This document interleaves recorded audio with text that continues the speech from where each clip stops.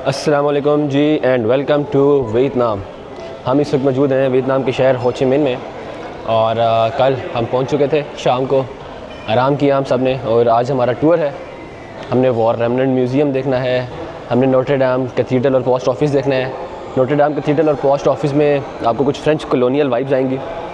उसके बाद हम जाएंगे कुची टनल्स, द मोस्ट फेमस जो एक टूरिस्ट स्पॉट है। एक ज़माने में तो वो एक जंग का स्पॉट हुआ करता था, एक ज़माने में वो एक भयानक कहानियों का स्टॉप हुआ करता था, लेकिन अब वो एक टूरिस्ट स्पॉट बन चुका है। हम वहाँ भी जाएंगे। तो ये हमारा इस पूरे दिन की आइटनरी है। कुची टनल्स यहाँ से थोड़ा दूर है और यहाँ से अभी हम निकलेंगे 9:30 बजे, 15 मिनट रहते हैं अभी। तो हम सब लॉबी में इकट्ठे हो रहे हैं, तो आपको जो है आने वाला टूर दिखाते हैं, हो ची मिन दिखाते हैं आपको। So let's meet on our day ahead.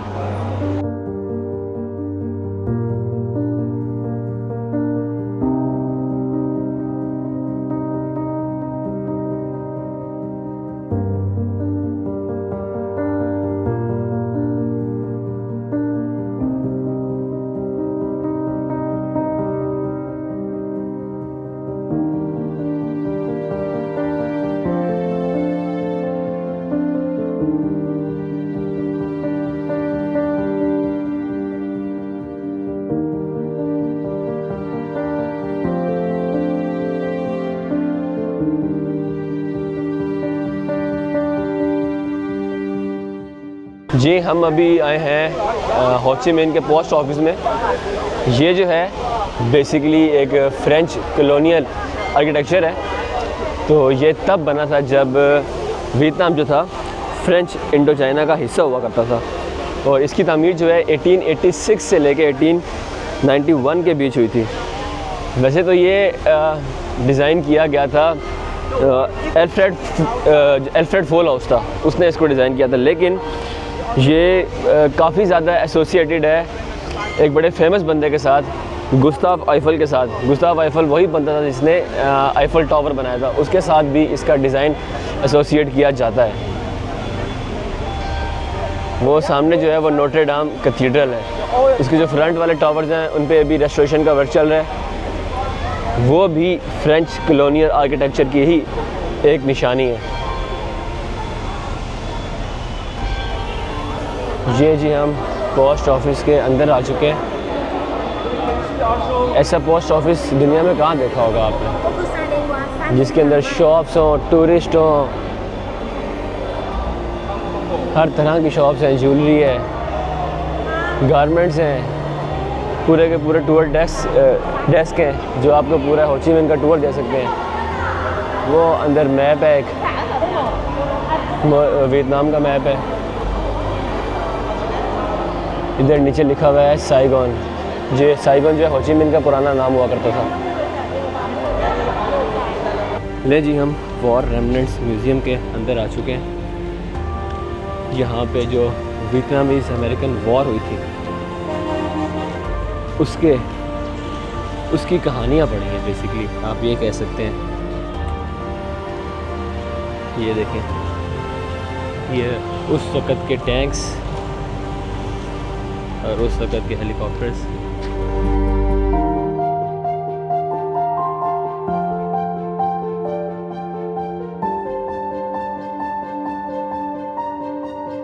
ये जो म्यूज़ियम है ना, बेसिकली ये डिपिक्ट करता है जो वियतनाम वॉर थी, वियतनाम और अमेरिका के बीच, और जो इंडो चाइना वॉर थी फ्रांस और वियतनामीज़ के बीच में। तो उसकी डिपिक्शन, उसके एग्जिबिट्स यहाँ पे शोकेस किए गए हैं। ये अभी हम पहले रूम में आए हैं और इसमें एक ज़माने में इसको museum of Chinese and American war crimes भी कहा जाता था।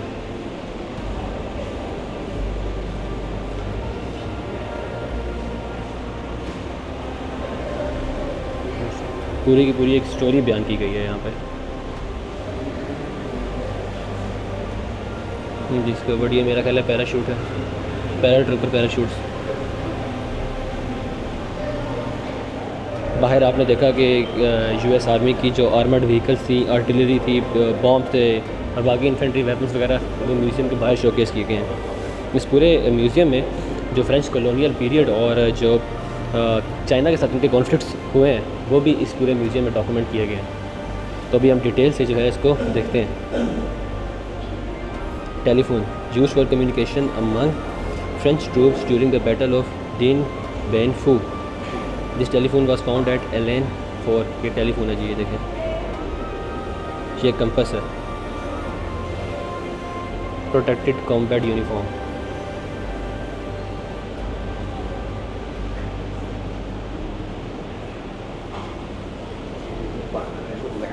cái pháo giò vào rồi.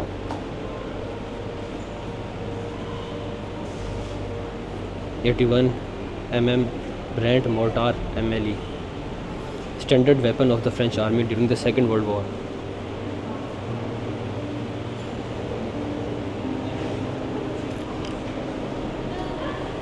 ये देखें किस ज़माने की गन्स पड़ी हैं यहाँ पे। ग्रेनेड केसिंग, ये ग्रेनेड केसिंग पड़ी है।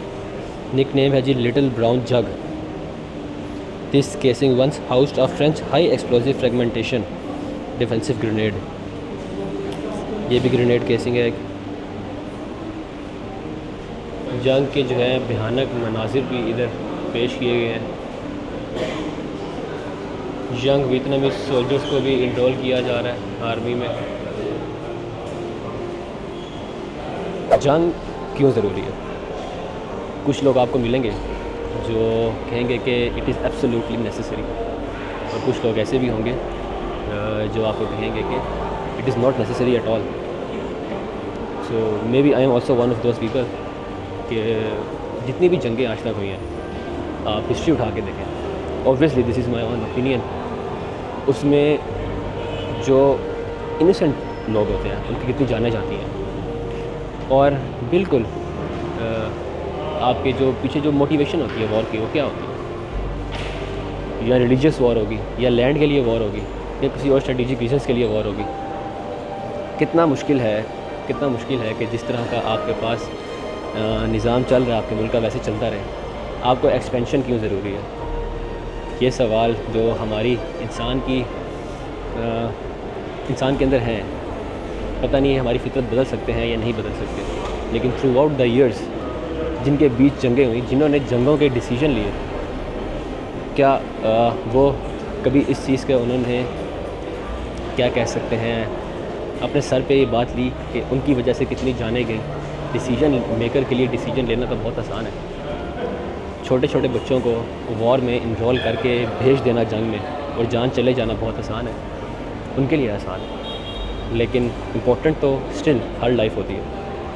सो आई वुड से कि इतनी बेगुनाह जाने जाना, इतना अननेसेसरी जो ब्लड स्पिल हुआ है थ्रू आउट द ईयर्स, आप कभी डिटेल में ये वियतनामीज़ अमेरिकन वॉर की हिस्ट्री पढ़ लें, वैसे तो आप किसी भी वॉर की हिस्ट्री पढ़ लें, आप इसकी हिस्ट्री पढ़ लें तो आपका दिल सहम जाएगा। आप हमारे मुल्क में जो जंगें हुई आप उनकी हिस्ट्री पढ़ लें। आप अगर डीप डाइव करें आपको अंदाज़ा हो कि जंग में तो कहा जाता है बड़े आराम से हम पढ़ लेते हैं, इतने लाखों लोग मारे गए, वो एक एक ज़िंदगी कितनी इम्पोर्टेंट थी, वो जो ज़िंदगी के साथ उस और कितनी ज़िंदगियाँ जुड़ी हुई थी जो कितनी इम्पोर्टेंट थी। But still whatever I am saying they are just my own opinions.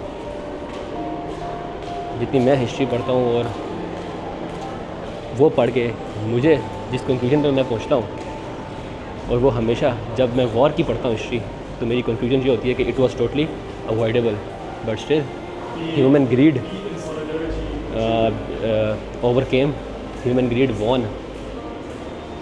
और सिर्फ ह्यूमन ग्रीड ही एक ऐसा एक्सपेक्ट नहीं है जो कि जीता है, इंसान के अंदर और भी खामियां हैं, लेकिन ये वो खामियां हैं जिन पर कंट्रोल पाया जा सकता है। आई होप कि world war 1, world war 2, Vietnamese war और जितनी भी जंगें हुई हैं वैसी जंग दोबारा कभी ना हो।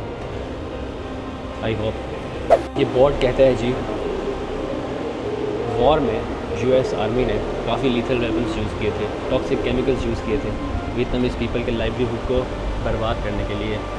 From 1961 to 1971 the US Army conducted 19,905 missions spraying about 80 million liters of toxic chemicals, 61% of which was Agent Orange containing 366 kilograms of dioxin 26,000 गाँवों में और area of 3.06 million hectares, nearly a quarter of the total area of South Vietnam, इन सब में ये spray किया गया था।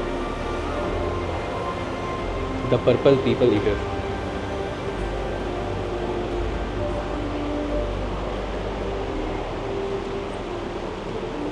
वो देखें मास्क, ये देखें स्प्रे किया जा रहा है। कितने लोग जिनका इस जंग से कोई लेना देना भी नहीं था, मर गए वो लोग।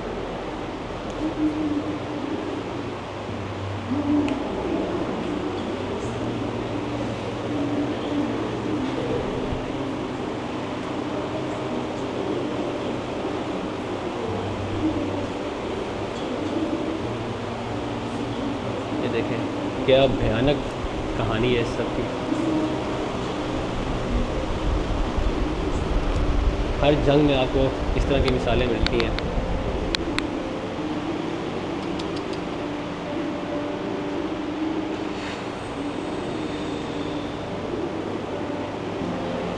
जिस एजेंट ऑरेंज के बारे में हम बात कर रहे थे, जिस केमिकल के बारे में, ये उसके जो बाद में लोगों के ऊपर अफेक्ट हुए, ये वो है। इतनी ज़िंदगियाँ बर्बाद हो गई।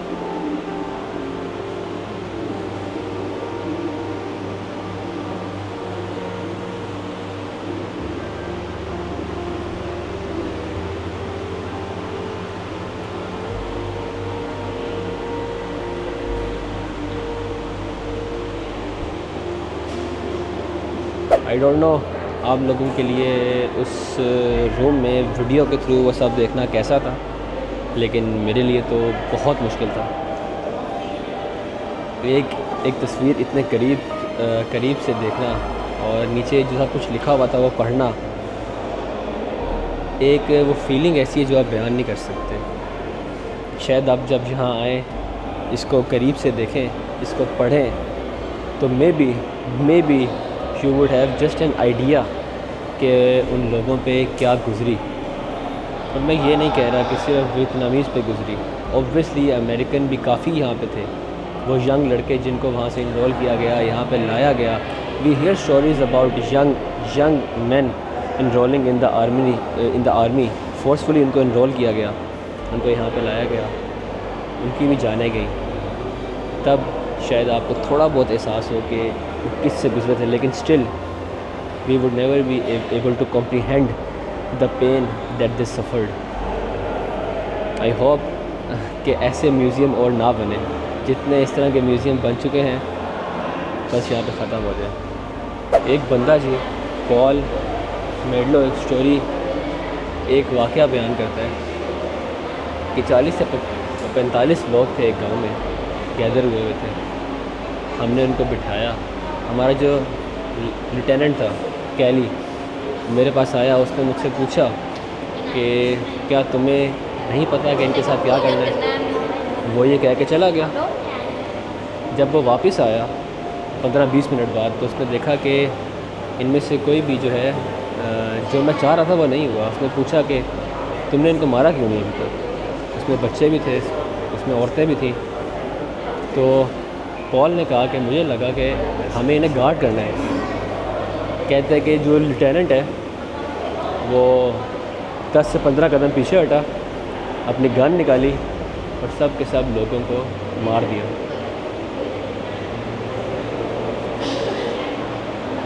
इधर बीच में बच्चे भी लेटे हुए हैं, औरतें भी हैं। जब फ़ौज जिनके पास तक पहुंची थी, उससे 5 मिनट पहले शायद इनको पता भी नहीं होगा कि अब भयानक सलूक होने वाला है इनके साथ। जंग में इंसान की जो दिमाग के अंदर वायरिंग होती है बदल जाती है। वो इस हद तक गिर जाता है कि he is not human being anymore. ये एक माँ है जी, अपने छोटे से बच्चे को बड़ी डिटेल में सारा कुछ सिखा रही है।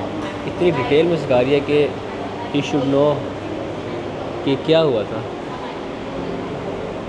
पता नहीं इतने छोटे बच्चे को ये सब दिखाना ठीक है या नहीं है, मेरे पास इस सवाल का जवाब नहीं है, लेकिन वो उसकी माँ है और वो बेहतर जानती है। फिर ये बच्चा अभी गन्स और एम्यूनेशन को देख रहा है।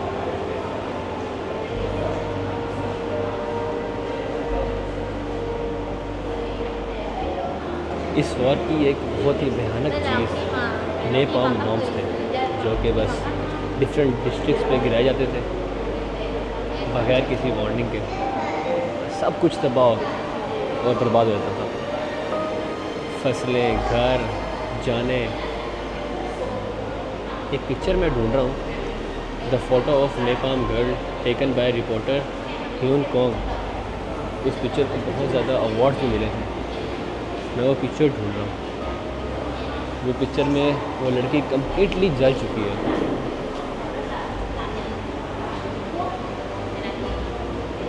ये विक्टिम है जी फॉस्फोरस बॉम्ब का।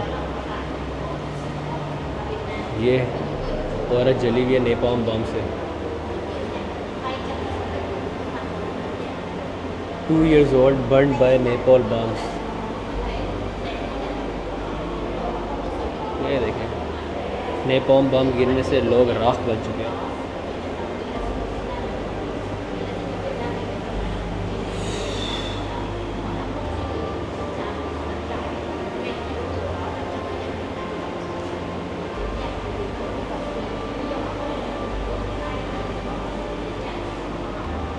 उस छोटे बच्चे को उसकी माँ वो सारा नॉलेज दे रही है, और इस बच्चे की शक्ल देखने वाली है, उसको समझ ही नहीं आ रहा, वो कंसीव नहीं कर पा रहा इस चीज़ को, उसका ब्रेन प्रोसेस नहीं कर रहा, जो मुझे उसकी शक्ल देख के लग रहा है।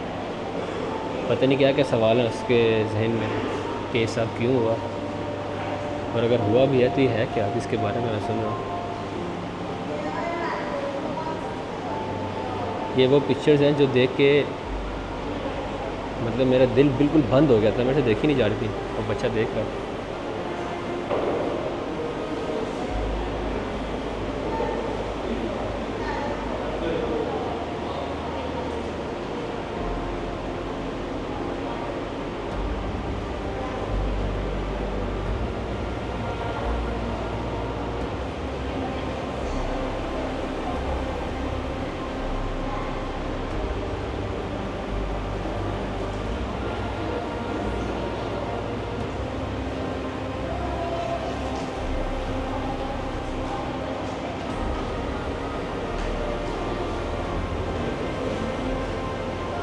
ये जी मैं एक और रूम में आ गया।